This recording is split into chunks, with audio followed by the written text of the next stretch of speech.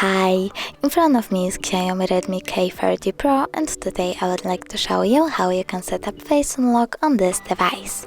Firstly, open Settings. Now scroll down and tap on Passwords and Security. Select Face Unlock and enter your current login method. After that, read the disclaimer and tap Next.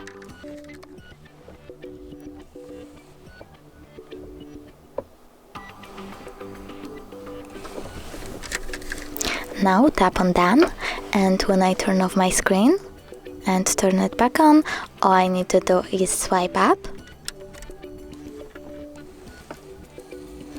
And as you can see, Face Unlock is working properly. Thanks so much for watching. If you enjoyed this video, don't forget to leave a like, comment and subscribe. Bye!